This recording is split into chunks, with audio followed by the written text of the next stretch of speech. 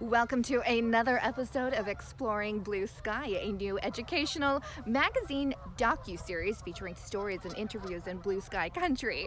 We'll have a look into stories about business and economy, Indigenous and local cultures, heritage, history and tourism, sports, adventure, and so much more. On today's episode, we chat with John the pharmacist at I.D.A Pharmacy about vitamins available in Ashcroft and how they work.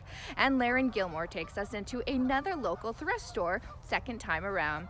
Today, we begin with our civic journalist, Gareth Smart, who had a chance to sit down and talk to a few different levels of government about our healthcare site. Let's take a look.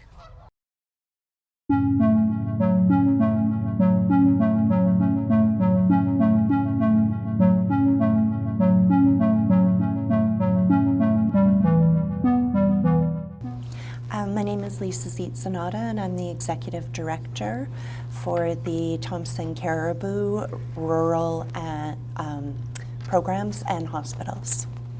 I'm Barbara Roden, and I am the Mayor of the Village of Ashcroft. Good afternoon. I'm Jackie Taggart, and I'm the MLA for Fraser-Nicola. What is the area that the hospital is supposed to serve? How does that compare to other areas in the Interior Health Mandate? So Ashcroft, while the hospital is in the community, we also have Clinton, Cache Creek. We have a number of areas around that the Ashcroft Hospital is responsible for serving. That's not different than many smaller community hospitals where there's a local base in the hospital service or the community health services, and it serves a larger catchment area. Potentially, I've heard the number about 9,000 people, and that's up and down pretty much the Highway 97, Highway 1 corridor, and then a little bit to the east and to the west. So we do know that there are people from, for example, the Cherry Creek area and Wallachine who come into Ashcroft to access the health site here. Well, I look at a very sort of high level around healthcare, and we know that the Ashcroft Health Site services not only Ashcroft Cache Creek area, but the area surrounding, south to Spences Bridge. We also have the Highway 1 corridor that it serves, and north to Clinton. So quite a large area, population probably quite sparse, but not to say that it's not a critical health site in the region. Is Lillooet Emergency open 24 hours? If so, what makes the situation in Lillooet different from Ashcroft? Additionally, in comparison, what does Lytton Health Services situation look like? As I said, I work at a fairly high level, so I know that the Lillooet area, when we talk about healthcare, is very different than talking about it in the Ashcroft area. Lillooet seems to have the ability to keep doctors, and they're very, very fortunate around that. Lillooet is that little bit more isolated off the beaten track, that much further away from Kamloops, and so it is a significant health site for the Lillooet, Goldbridge, Braylorne area, and as a result, they have had consistent doctors and staffing, and have been able to even run some surgeries and have a consistent ER. So Lillooet is a little bit different because of their location. The Lytton area has also been very fortunate to have a consistent doctor in the area whose family seems to very much enjoy the Lytton area. And so I think that consistency of staff is so critically important. Ashcroft has seen doctors come and go over the last 10 to 15 years, and it's that lack of consistency that we're struggling with. For the Lillooet question, yes, Lillooet Emergency Department is open 24/7. Talking to the former mayor of Lillooet, Marg Lampman, they have had for a number of years now a stable team of doctors there in Lillooet who really like the lifestyle, really like the community, and so that has in part enabled them to keep a 24/7 emergency department. However, the last time I spoke to Mayor Lampman was last year, and she indicated that they were starting to face the fact that some of these doctors are now getting close to retirement age. So she indicated that they were concerned they would be facing the same issue that so many other communities are, which is trying to recruit more physicians to the community. Now, you asked about what makes that different. So that's what's different there, just that they've had that stability with physicians and they've had enough that they've been able to keep it going without the physicians burning out.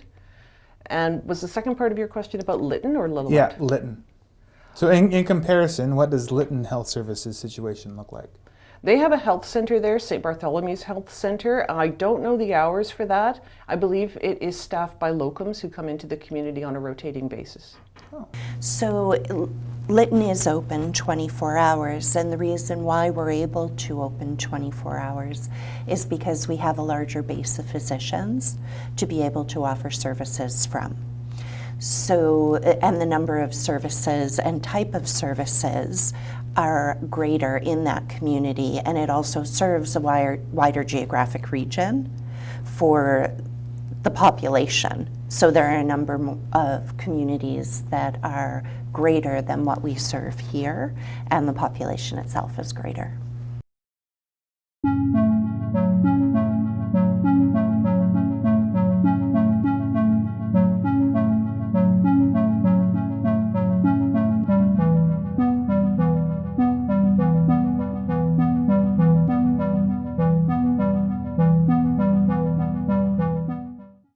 We'll have more from this interview next week. There are great, unique shopping options in and around Ashcroft that are good for the environment, community, and your wallet.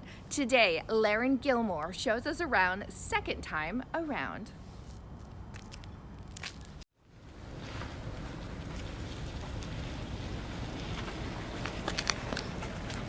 I've volunteered probably 7 years. I know Val started it, so I'm going to say roughly 15 years. Like, it's not as old as the other store, but yeah, I'd say 15 years. That's excellent. And like, even looking around, there's so much business. Like, is it steady like this every day? All the time. Yeah. And different times of the month it can be really busy, right? Like, we have beautiful things, absolutely beautiful things. Not always, but if you come in at the right day, right? Yeah, no. And tell me a little bit about what people can find here. Clothes mostly, that's what people come for. I mean, our tops are $2 each, and we have beautiful coats, $4 they start at, but sometimes they're more expensive. Boots, shoes, $2 each, a little more expensive for the better ones. Dishes, pots and pans, my gosh, all kinds of pictures for your wall. And how important And how important do you think a place like this is for the community? Because this is, coming from a city, this is so much lower price than most places. Well, we give, everything we make goes back to the villages, like Cache Creek, Ashcroft, or even if Spence's Bridge came in and wanted something, we're more than welcome to, to ask for a grant. And like, we give bursaries to the high school, between $3,000 and $4,000 a year, and like the 4-H club, anybody who comes, the Beautification Society. Like, if you wanted to really see what it is, we've got a list on the wall there of who we give all our money to. And all you got to do is apply for the grant, and That's crazy. And so, how long has that grant been going on, since opening, or? Oh yeah, that's what they've always done with it. Yeah, and it's a non-for-profit, right? Yeah, non-profit. Excellent. And now, so how do people do you need volunteers right now? No, we actually have a good quota of volunteers right now. But I mean, anybody who wants can put in their application, and we'll just hold it on file, and if we need somebody, then we dig one out. And so donations, anyone from the community get into donations? Is there anything specific that maybe you don't have a lot of that you're looking for donation-wise? No, we like the variety. We just get lots of everything, right? Mostly it's clothes, which is a good thing because mostly that's what people come for. And we have another thrift store too in town, which does really well. But yeah, no, so we get a lot of donations, more in the summer than in the winter, because of course people have garage sales. Now we'll start to get some more. It's been slow, January, February, March, can be slow months, right? But still not bad, not bad. Anything else you can add about here that you'd like to maybe get out to the public? No, just that I don't think our prices can be beat, and we do have good quality stuff, really good quality. And I mean, I think we're so successful because of the communities giving us all these wonderful donations, and because we have a wonderful staff. It's all volunteer, nobody gets paid, but we have lots of fun, you know. So yeah, just come in and shop around. I'm sure you won't go home empty-handed, right? Perfect. And what's the hours here? We're open Wednesdays 10 to 3 and Friday 10 to 3. Okay, perfect. Now we come in during the week, of course, like, because you can't go without coming in and unpacking and cleaning, right? But yeah, mostly it's good. Thank you so much, Laura. Well, thank you. Taking a look at second time around thrift shop, there are some amazing prices. Like Laura said, $2 for shoes. I have never seen $2 for shoes before. So definitely come down, and they're always looking for donations. Right now, volunteers aren't needed, but it doesn't hurt to apply. For the Hub Online Network, I'm Laryn Gilmour. Later in the show, we'll take a tour of the church's stained glass windows. But first, if you've been looking to up your health game and you've been wanting to add more vitamins and minerals into your diet, our local pharmacist has more information on how to get started.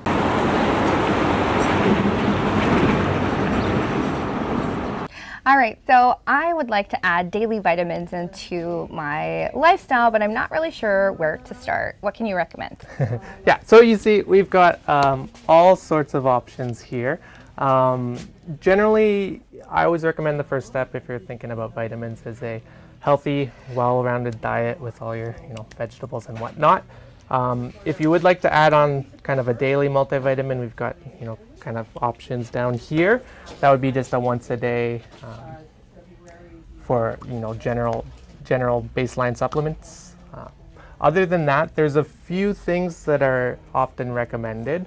The main thing is kind of vitamin D.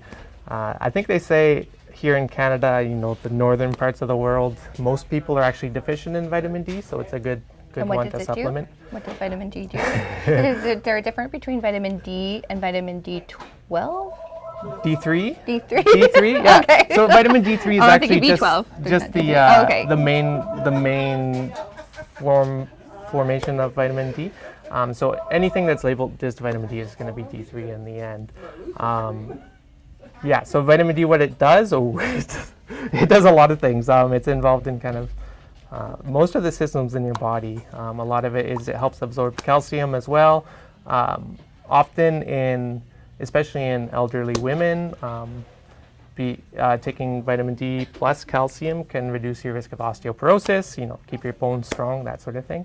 So is there a difference between what men and women should take for vitamins? Generally, there's a little slight differences. They do brand, the multivitamins towards men and women.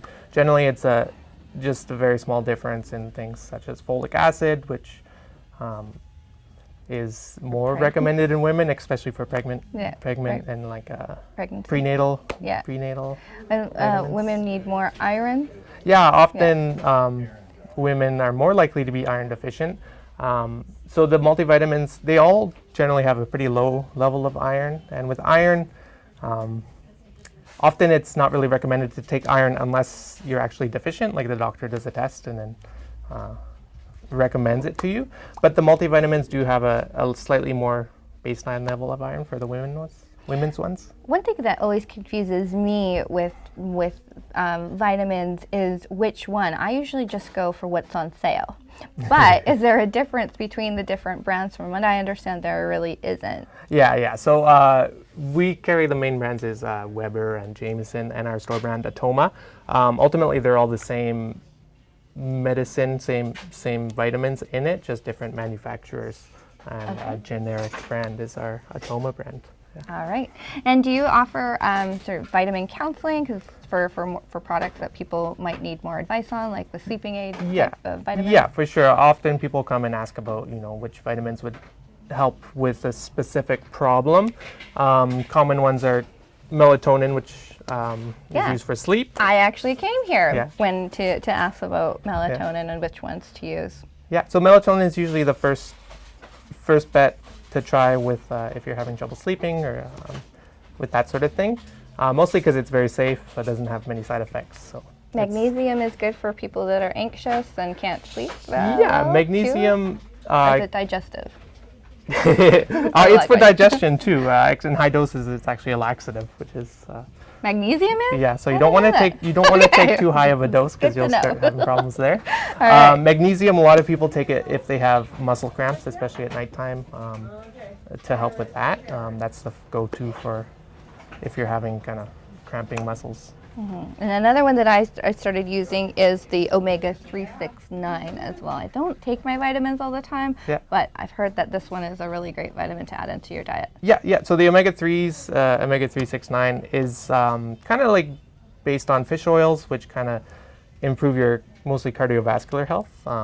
It's been shown to have benefits in that sense. For those who don't know that, what does that mean? Mostly your like heart health. Oh, okay, because and I thought it was for circulation. brain function. Yeah, I believe it's got some evidence that it's helpful in that sort of thing as well. Yeah, it's interesting. Yeah, for sure. Heart to mind function. All right, that sounds great. Anything else you would recommend? Yeah, the main go-tos for me are going to be kind of the calcium and vitamin D. Lots of people take B12, especially if you're vegetarian. It's hard to be, a lot of people actually are deficient. You get a lot of it in your diet, but if you're a strict vegan, then usually it's recommended to take B12. Okay. Why do people take B12? Because I have it in my cupboard as well, because I heard it was healthy, so I should take it. But I'm not vegan, so do I really need it? Yeah, a lot of people use it as a supplement. The B complexes can sometimes give you, like you were saying, anxiety. It can kind of, it's not like a super strong anxiety medication, but it can give you a slight improvement in that sense. Okay. Other than that, often glucosamine chondroitin is used for people with arthritis, osteoarthritis. So that's a common go-to for me as well. All right. Well, thanks so much for sharing. No problem. BlueSky Country has many church options in the area, and today we visit the oldest church in Ashcroft, built over 125 years ago.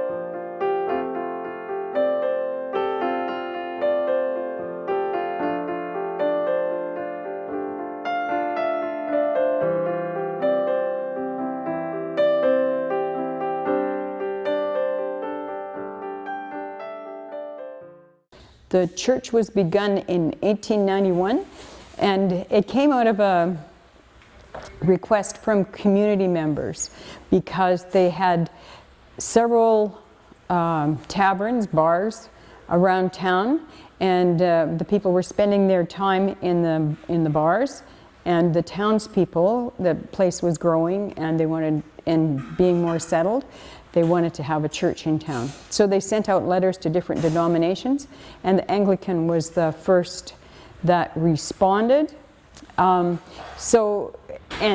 people from the community came together to help build the church. The entire church building here was built for $500. And there was the pews are still original. Yeah. So, and there was a bell that was brought over from England, and the bell from England that's in our steeple out there that you hear ring on Sunday mornings cost $500. So the bell cost as much as the church. Well, the church was also used as, what do you call it? When there's a fire and you need the bell rung, you know, to let everybody in the community know what was happening. So people would be aware. The church was used as a place for social gathering and of course for church services on Sunday mornings. Well, it was on the Gold Rush Trail, and the rail line was coming through it as well, and that's how Ashcroft got settled then, was in that period. I worked up in Barkerville in 2016, and so I was able to tell the visitors who came, because I worked in St. Saviour's Church up there. They're pretty rough and tumble kind of guys. Guys mostly because they were on the Gold Rush Trail. They were looking, you know, for gold and building railway and the gold fever was still happening in those days, yeah. So it was on the Gold Rush Trail on the way to Barkerville. By that. Yes. Mm-hmm. And I think it was a visiting priest. It wasn't a priest that lived here all the time. I think it was one that came through every now and again, because I remember hearing stories about the priest would be coming and they would gather up the children who needed to be baptized and the people who needed to be married and do it all at once. Yeah. And that's actually a neat story too, St. Alban. He was the first non-Christian martyr, or non-ordained martyr. A priest came to where he was living, and the priest was being pursued to be killed. And he talked to Alban, and Alban was converted to Christianity then. So when the pursuers were getting close by, he said, "Give me your robes." He put on the priest's robes so the priest could escape. And the soldiers came and they found Alban. And it was pretty obvious very quickly that he was not the priest, but he was martyred. They killed him.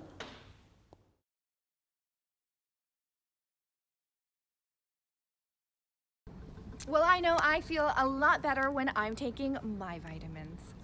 Most churches are home to some of the most beautifully created stained glass windows, and St. Alban's is no exception.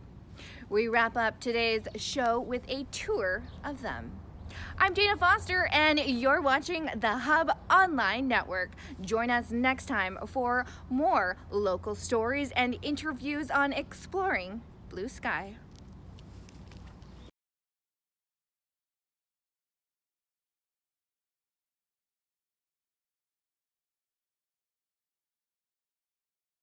Well, it commemorates the 100th year anniversary of our church, and so you recognize the train and you recognize the wagon, you know, as important parts of our settlement process. And the other symbol that's neat is the Alpha and the Omega. So here we have, let me just move this box of tissues here. This would be the Magi coming to the baby, and there's Joseph and Mary, again, with those with the shepherds. And again, over here, more of the shepherds. And then Jesus with the children. There's some neat stories about Jesus with children. It's mirrored outside in that light outside as well. And this would be Mary, the Pentecostal fire. Oh, with the lightning.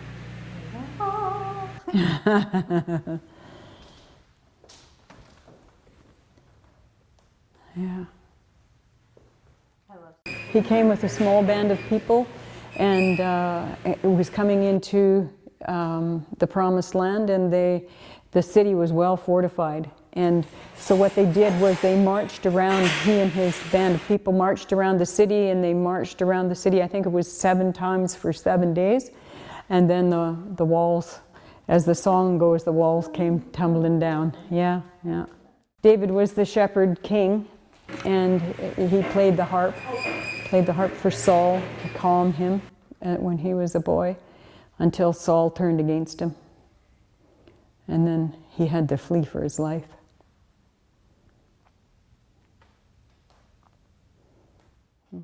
And then there's a stained glass one that's a picture of our window, of our church. So I think it is about God being the head of the church. And also that God is love, because that's the message that we preach here. God is love. God welcomes everyone, and we say that every Sunday. God welcomes everyone. There is nobody that God does not welcome, because God is calling us always.